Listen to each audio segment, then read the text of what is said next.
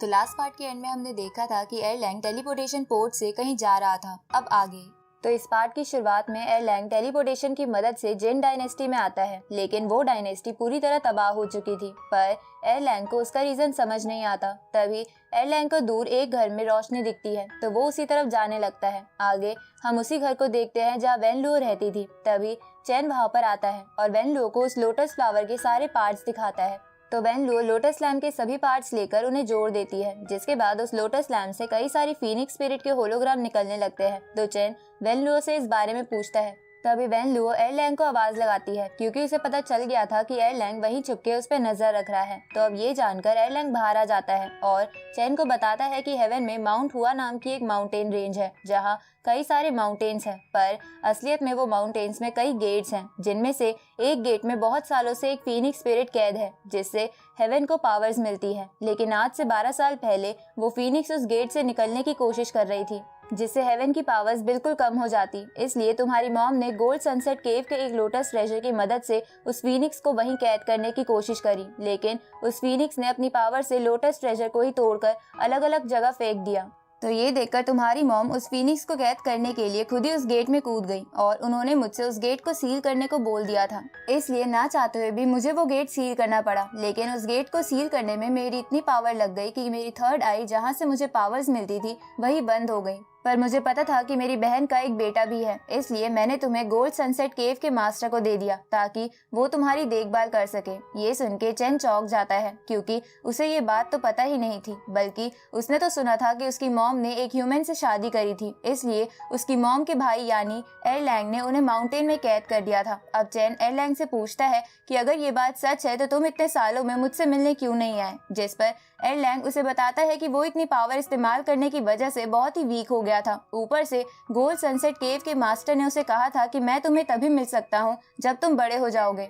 ये सुन के चैन when Luo से पूछता है कि आंट क्या एयरलैंग सच कह रहा है। अब आंट का नाम सुन के एयरलैंग हैरान हो जाता है। तो वेन लुओ एयरलैंग को बताती है कि वो उसकी बहन की बेस्ट फ्रेंड है। साथ ही वो एयरलैंग से कहती है कि मुझे तुम्हें और भी बहुत कुछ बताना है। इसलिए वेन लुओ उन दोनों को एक टावर पर ले जाती है जहाँ से वो माउंटेन साफ दिख रहा था, जिसमें वो फीनिक्स बर्ड और चैन की मॉम कैद थी। अब वेन लुओ एयरलैंग को बताती है कि वो फीनिक्स स्पिरिट हेवन को पावर नहीं देती, बल्कि उसे तो तुम्हारे मास्टर ने कैद कर रखा है, क्योंकि वो उस फीनिक्स स्पिरिट की मदद से खुद की पावर्स बढ़ाना चाहता है और उसने बस तुमसे झूठ बोला है कि वो दुनिया को बचाने के लिए फीनिक्स को बाहर नहीं आने देना चाहता। ये सुनकर एयरलैंग को वेन लुओ की बातों पर विश्वास नहीं होता, क्योंकि बहुत सालों पहले भी एक बार ये फीनिक्स स्पिरिट आजाद हो गई थी। तब हेवन कमजोर पड़ गया था और डीमंस और गॉड्स के बीच लड़ाई शुरू हो गई थी। तो एयरलैंग का शक देखकर वेन लुओ से कहती है कि उस समय हेवन किसी और रीजन की वजह से कमजोर पड़ा था, इसलिए हमें वो गेट ओपन करके चैन की मॉम को बाहर निकाल लेना चाहिए, क्योंकि वो फीनिक्स तो वैसे भी बहुत ताकतवर है और वो एक ना एक दिन वहाँ से आजाद जरूर हो जाएगा। इसके बाद वेन लुओ एयरलैंग से कहती है कि वो फीनिक्स उस गेट से अभी बाहर निकलने की कोशिश कर रही है, जिसकी वजह से उस फीनिक्स का ऑरा अक्सर बाहर निकलता रहता है और ऐसे ही एक बड़े ऑरा के इम्पैक्ट की वजह से ये जिन डायनेस्टी भी तबाह हो गई है। इसलिए हमें वो गेट खोल देना चाहिए, क्योंकि वो गेट बंद रखने से सिर्फ तुम्हारे मास्टर को फायदा है जो अपने गोल्ड सनसेट केव को बचाकर रखना चाहते हैं और किसी को नहीं। पर एयरलैंग को अब भी वेन लुओ की बातों पर विश्वास नहीं हो रहा था। तभी उस फीनिक्स वाले माउंटेन से एक बहुत ही पावरफुल ऑरा बाहर निकलता है, जिसे देखकर एयरलैंग वेन लुओ से कहता है कि हो सकता है आपकी बातें सच हो, पर मुझे ये खुद अपने मास्टर के पास जाके कंफर्म करनी होगी। इसके बाद एयरलैंग चैन को भी साथ चलने को कहता है, लेकिन वेन लुओ नहीं चाहती थी कि एयरलैंग चैन को अपने मास्टर के पास लेकर जाए। वो बस वो गेट ओपन करना चाहती थी, इसलिए वो दोबारा एयरलैंग को उसी मिरर इल्यूजन में फंसाने की कोशिश करती है। पर एयरलैंग वेन लुओ को पानी में गिरा देता है, लेकिन वेन लुओ पानी से बाहर आके एयरलैंग पे अपने मैजिकल थ्रेड से अटैक करने लगती है। पर एयरलैंग उसे एक कपड़े की मदद से नीचे गिरा देता है और उसे कहता है कि मुझे लग रहा है कि तुम हमें झूठ बोलकर वो माउंटेन ओपन करवाना चाहती हो ताकि दुनिया में फिर से तबाही आ जाए, क्योंकि जब मैं पिछली बार इल्यूजन में फंसा था तो मैंने अपनी मॉम को वहाँ देखा था जो मुझे माउंटेन ओपन करने के लिए कह रही थी, लेकिन असलियत में वो तुम ही थी जो ऐसा कर रही थी, क्योंकि तुम इल्यूजनरी मैजिक करती हो। ऊपर से मुझे तो ये भी पता चल गया है कि चैन के सीनियर स्टूडेंट और गोंग बाओ को भी तुमने ही मारा है। क्योंकि उन दोनों की बॉडी पर जो अजीब से निशान थे वो तुम्हारी थ्रेड के फॉर्मेशन से मैच करते हैं। ये सुन के चेन चौंक जाता है और वेन लुओ से पूछता है कि तुमने उन दोनों को क्यों मारा, और अगर तुमने मेरे सीनियर को मारा था तो उसका इल्जाम मेरे ऊपर क्यों आया। ये सुनकर वेन लुओ सारी बात बताती है कि कई साल पहले गोंग बाओ को ये बात पता चल गई थी कि गोल्डन सनसेट केव के मास्टर ने सबको झूठ बताकर उस फीनिक्स को कैद कर रखा है, इसलिए उसने उस मास्टर का विरोध किया।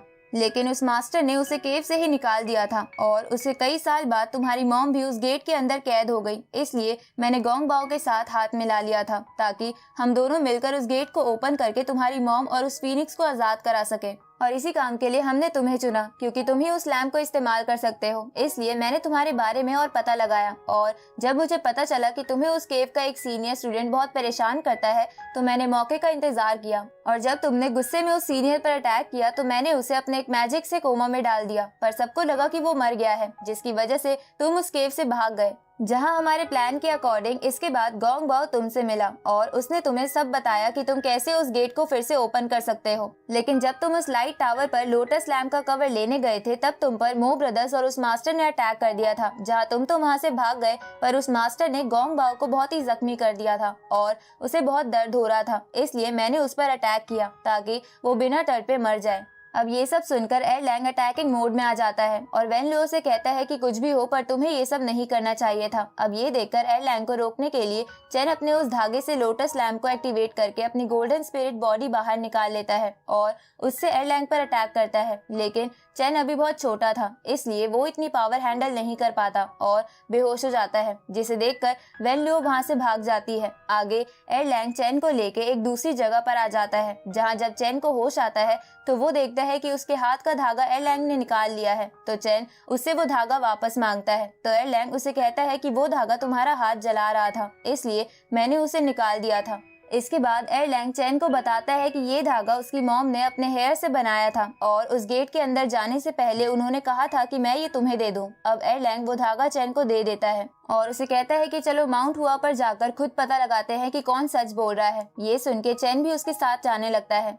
जहाँ माउंट हुआ तक पैदल सफर करते करते चेन एरलैंग का 9 टर्न कुंफू भी सीख जाता है। साथ ही अब उसकी एरलैंग के लिए नफरत भी खत्म हो गई थी। अब थोड़े दिनों बाद वो दोनों चेन के मदर के घर पर आ जाते हैं, जो माउंट हुआ पर ही था। साथ ही उस घर में चेन के टॉयज भी थे, जिन्हें देखकर चेन इमोशनल हो जाता है। तभी एरलैंग एक जगह हाथ लगाकर एक सीक्रेट गेट ओपन करता है और चेन को उस गेट के रास्ते से उसी माउंटेन पर लेकर आता है जहां उसकी मॉम कैद थी। साथ ही वहां पर एरलैंग की कुल्हाड़ी भी थी, जिससे एरलैंग ने उस फीनिक्स को पिछली बार कैद किया था। तभी एरलैंग वहां उसी फीनिक्स के फेदर देखता है जो उस गेट से बाहर आ गए थे, क्योंकि वो फीनिक्स धीरे धीरे उस गेट से बाहर आ रहा था। तो ये देखकर एरलैंग को वेन लुओ की बातों पर विश्वास होने लगता है कि वो फीनिक्स एक न एक दिन खुद ही उस गेट से बाहर आ जाएगा। उसी वक्त एरलैंग वहाँ किसी को देखता है, जो और कोई नहीं बल्कि वेन लुओ थी, जिसे किसी ने कैद कर रखा था। इसलिए एरलैंग को वहां आता देख वेन लुओ से वहां से भागने को कहती है, क्योंकि वो एक ट्रैप था। लेकिन इसके लिए बहुत देर हो जाती है और एरलैंग यिंग यांग स्क्रोल के अंदर कैद हो जाता है। तभी वहां पर वो तीनों मो ब्रदर्स आ जाते हैं, जो वहीं छुपे हुए थे। अब वो ब्रदर्स चेन को भी पकड़ लेते हैं और उस स्क्रोल की तरफ देखकर कहते हैं कि सिर्फ ये स्क्रोल ही यांग जियान को कैद कर सकता है।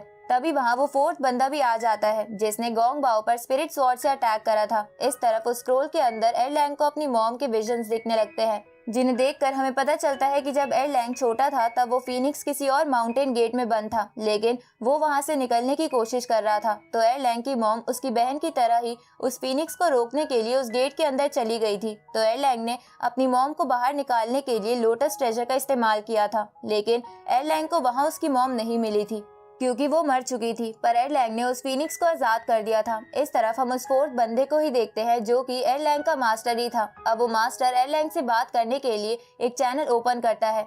तो एरलैंग अपने मास्टर को देखकर चौंक जाता है और उससे पूछता है कि आपने मुझे स्क्रोल में कैद क्यों कर रखा है? स्क्रोल से तो किसी को भी राग बनाया जा सकता है। ये सुनकर वो मास्टर एरलैंग को सब कुछ बताता है कि कई सालों पहले जब ये फीनिक्स किसी और गेट में बंद थी, तब ये वहाँ से बाहर निकलने की कोशिश कर रही थी। तो एयरलैंग की मॉम ने गेट के अंदर कूदकर उस फीनिक्स को अपने साथ कैद कर लिया था, लेकिन कुछ सालों बाद एयरलैंग ने अपनी मॉम को आजाद कराने के लिए लोटस ट्रेजर की मदद से वो गेट खोल दिया था, जिसकी वजह से हेवन की पावर्स बहुत कम हो गई और डीमंस ने गॉड्स पर हमला कर दिया, जिसकी वजह से कई जाने गई। लेकिन उस फाइट के कुछ सालों बाद कुछ गॉड्स ने मिलकर उस फीनिक्स को फिर से इस वाले माउंटेन गेट में कैद कर दिया, जिसकी वजह से हेवन की पावर्स वापस लौट आई और डीमंस पीछे हट गए, जिससे सभी तरफ शांति हो गई। और यही चीज हजारों सालों से चलती आ रही है, जिसमें गॉड्स उस फीनिक्स को कैद करते हैं और एयरलैंग की फैमिली की लेडीज उस फीनिक्स को रोकने के लिए गेट में कूदती हैं, पर उन लेडीज के बेटे हर बार लोटस फ्लावर की मदद से गेट खोल दिया करते थे, जिसकी वजह से हर बार तबाही आ जाती थी, जिससे हेवन की गोल्ड सनसेट केव को बहुत नुकसान होता था। और इसलिए वो मास्टर नहीं चाहता था कि इस बार एयरलैंग या चैन फिर से वो माउंटेन गेट खोले। ये सुनकर वेनलियो कहती है कि जब ये हजारों सालों से चलता आ रहा है तो हमें इस फीनिक्स को आजाद कर देना चाहिए और तुम्हें गोल्ड सनसेट केव को बचाने का कोई और रास्ता ढूंढना चाहिए, क्योंकि तुम हर बार बिना वजह ही एयरलैंग की फैमिली की लेडीज की जान ले रहे हो, क्योंकि एक ना एक दिन तो वो फीनिक्स आजाद हो ही जाएगा, क्योंकि वो बहुत पावरफुल है। लेकिन वो मास्टर वेनलियो की बात नहीं सुनता, बल्कि चेन और वेनलियो को भी स्क्रोल में डाल देता है, जिसके बाद मो ब्रदर्स उन सबको मारने के लिए उन पर अटैक करने लगते हैं। तो ये देखकर चैन अपने उस धागे की मदद से लोटस लैम्प को ऑन करके उन अटैक से बचने के लिए एक शील्ड बना लेता है। तो एयरलैंग और वेनलियो भी उसका साथ देते हैं। तो ये देखकर मो ब्रदर्स अपने अटैक की स्पीड बढ़ा देते हैं। उसी वक्त उस फीनिक्स का एक फेदर उस यिंग यांग स्क्रोल में एक कट लगा देता है, जिसे देखकर एयरलैंग को उस फीनिक्स की पावर का अंदाजा हो जाता है। इसलिए वो तेजी से भागकर उस फीनिक्स के फेदर को पकड़ लेता है और उसकी एनर्जी की मदद से अपनी थर्ड आई ओपन कर लेता है, जिससे उसकी सारी पावर्स वापस आ जाती है और वो वापस यांग जियान बन जाता है। जिसके बाद यांग जियान अपने मास्टर से कहता है कि मैं आपको यूं ही लोगों की जान ऐसे नहीं लेने दूंगा। अब यांग जियान अपनी स्पिरिट बॉडी को एक्टिवेट कर लेता है और अपनी उस कुल्हाड़ी को उठाने लगता है, जिसे देखकर वो मास्टर डर जाते हैं और सभी को लेके पीछे हो जाते हैं, क्योंकि वो जानता था कि यांग जियान की पावर बहुत ही ज्यादा है। अब मो ब्रदर्स और मास्टर भी अपनी स्पिरिट बॉडी एक्टिवेट कर लेते हैं और अपने अटैक्स को कंबाइन करके एक पावरफुल अटैक बना के यांग जियान पर हमला करते हैं, जिससे यांग जियान बहुत इंजर्ड हो जाता है, पर वो हार नहीं मानता और फिर से खड़ा होकर अपनी थर्ड आई की पावर इस्तेमाल करके कुल्हाड़ी बाहर निकाल लेता है। जिसके बाद वो गुस्से में एक ही अटैक में अपने मास्टर और उन मो ब्रदर्स को जान से मार देता है, जहां ऐसा करते हुए उसे अपने मास्टर के साथ बिताए पल याद आ रहे थे। अब अपने मास्टर को मारते ही यांग जियान फिर से नॉर्मल हो जाता है। साथ ही मास्टर और मो ब्रदर्स के मरने की वजह से चेन और वेनलियो भी उस स्क्रोल से बाहर आ जाते हैं। जिसके बाद वो तीनों उस फीनिक्स के फेदर देखते हैं, जहां उसे देखकर एयरलैंग चेन से कहता है कि तुम इस गेट को ओपन कर दो, क्योंकि एक न एक दिन तो ये फीनिक्स वापस आ ही जाएगा। तो ये सुनकर चेन उस धागे और लोटस ट्रेजर की मदद से अपनी गोल्डन स्पिरिट बॉडी बाहर निकाल लेता है। जिसके बाद चेन एयरलैंग की कुल्हाड़ी उठाकर उस पहाड़ को बीच में से काट देता है, जिससे वो तीनों नीचे गिर जाते हैं। जिसके बाद चेन इधर उधर अपनी मॉम को ढूंढने लगता है। तभी उसे अपनी मॉम दिखाई देती है, तो चेन भागकर अपनी मॉम को गले लगाने की कोशिश करता है, पर वो ऐसा नहीं कर पाता, क्योंकि वो बस उसकी मॉम की स्पिरिट थी और उसकी मॉम तो कब की मर गई थी। अब चेन की मॉम की स्पिरिट अपने बेटे और भाई को इतने सालों बाद देखकर इमोशनल हो जाती है और एयरलैंग को ये कहकर वहां से चली जाती है कि मेरे बेटे का ख्याल रखना। तो ये देखकर चेन जोर जोर से रोते हुए चिल्लाने लगता है। तो एयरलैंग उसे संभालते हुए कहता है कि तुम्हारी मॉम को भी उस फीनिक्स स्पिरिट की तरह मुक्ति मिल गई है। और एयरलैंग के ये कहते ही ये मूवी यही खत्म होती है। इस मूवी के पोस्ट क्रेडिट सीन में हम नीजा और मंकी किंग को देखते हैं, जिन्हें वो क्रिमिनल मंकी इस मूवी की पूरी स्टोरी सुना रहा था।